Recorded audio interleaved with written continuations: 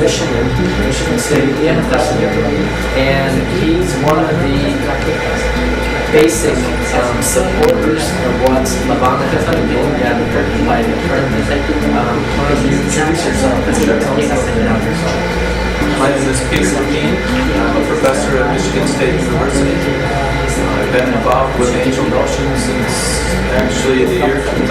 This is my 37th project with Angel Notion. And we've begun, I think, probably on a fairly small scale, but over the course of 9 years have expanded to a fairly broad, comprehensive series of projects that we've done with Angel Notion. So you come down like once a year, you do surgeries here in Mexico, or do you take people up? Almost all of the above. Probably the easiest way to answer that question, Thomas, is we come down probably 2, 3, sometimes 4 times a year. We may vary the project from time to time. We started out originally with a project in a small school for the hearing impaired, where we did essentially speech and hearing screenings and some otolaryngology. And from that first trip, we built into a much larger collection of about 14 different professions. So you asked about surgeries. Probably the first 15 or so projects were projects for people coming to the clinic. And in 2004, we created a surgical team. And into that team, we added head and neck surgery, plastic and reconstructive surgery, anesthesia, general surgery. We brought OR techs, operating room technicians, recovery room nurses. We added physical medicine and rehabilitative expertise. We brought in physical therapy, speech pathology, and audiology. So we've kind of done the gamut from a screening procedure to both major and minor surgical procedures, and we've blossomed. At this point, we chose to narrow our focus to specialties with some of the surgeries and some of the rehab treatment, but realized the community has much broader needs. So what we've done is kind of blossomed in the direction of basically from prenatal to old age, and manage a variety of health issues for young mothers, for new infants, for adolescents, for young adults, older patients, what in the States we call senior citizens, but now treat the entire continuum of age as we can. The idea behind it now is to continue the patient care, but to train people in Playa to do particular kinds of care after we leave. So it's not just a visit 2 or 3 times a year, it's continuous across the length of the year. So that's more or less like teach people how to fish instead of doing it. Exactly. We have probably a set of circumstances that are unique and nowhere else in the world, which is what we describe as a virtual clinic. So it's a webcam-based clinical procedure. So my graduate students at Michigan State University in East Lansing will see children here, through the web.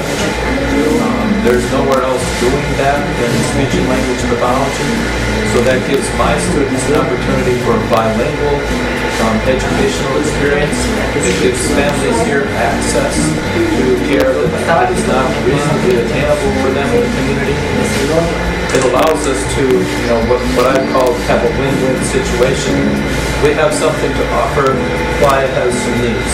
Playa has something to offer, we have some needs. So it really becomes a very nice reciprocal arrangement. I have a couple questions regarding the funding. What kind of support, or how do you raise money for this? I've had fairly good luck with foundation grants. There have been a couple of foundations in the Lansing area that have funded us over the years. So at this point, it's probably about $150,000 in terms of foundation funds, which go literally to support the projects. Most of those dollars have been spent either on travel costs for students to reduce their financial commitment, or the purchase of supplies that go towards the projects. Some of the funds have been used to fly children to Michigan for their reconstructive surgery. So, they have now the exchange, so to speak, of we'll come down here or some folks will come to Michigan. We funded 2 summit meetings. One was here in Playa, Carmen. The second one was at Michigan State University last June. And the purpose of that summit was to plan a series of research projects. So we started literally with patient care. We moved to education, and now we're opening up avenues for research funding. There were 3 grant proposals submitted in February, and we're of course hoping that they're all funded. But the way we funded this has been through foundation support and grant support. Fantastic. I've also picked up a lot of volunteers from Americans, Canadians, and even people from UK. They have started to get involved in this as well. They're starting to come in and love what they see. The clinic is growing because of your efforts, and the volunteers are starting to come in. Now what we need is just more people from the States, more institutions like who are supporting your efforts. Maybe some other universities to get involved as well. It's an interesting set of circumstances. I think at least 3 times a week I'll get a kind of a general email from somebody that says, I saw this on the net, can you tell me about it? We saw this set of pictures on the net, is there some way we can get involved? The world isn't necessarily the happiest place right now, but it is very rewarding to find out there are so many nice people who will volunteer. So I think the notion of trying to pull this together is the time to do that. Levana has fairly extensive lists of volunteers, but one of the things I'm hoping to accomplish in this trip, and I'll be back again in late March, is to link directly to a Mexican-based university. So Michigan State ties formally to a local university, which gives us potential, to teach, to do research, but to maximize the benefit to the community. So here we go again. It just keeps growing. That's a fantastic idea. Hey, Doctor, what else can readers, the people who are looking at this video and reading the blog, how can someone get involved? How can they help you to run this project here in Mexico? There are probably many ways. Certainly, gifts in kind are very helpful. Any type of supplies and educational supplies. My students always bring crayons, pencils, paper. Medically, we bring medicines, gauze, bandages, gloves. Any particular gifts would be very helpful. Clearly, financial donations would be very valuable. If there's a situation where some child needs particular surgery, like cleft lip and palate repair, I don't see a problem with someone actually adopting that child financially, making a contribution on behalf of that child.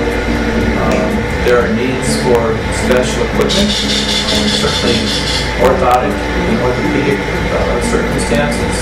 Keeping the technology in the clinic is helpful. The purchase of relevant contemporary software, laptops, certainly some webcams to keep the virtual clinic afloat. Volunteers are fabulous.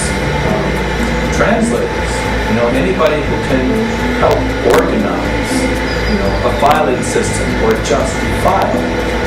Somebody who can write databases that are efficient and can be adapted so we can keep track of some patient records. But it is just a gold mine for volunteer activity. Okay, well, thanks for reading and visiting the Angel Notion webpage and blog, and we hope to hear from you soon.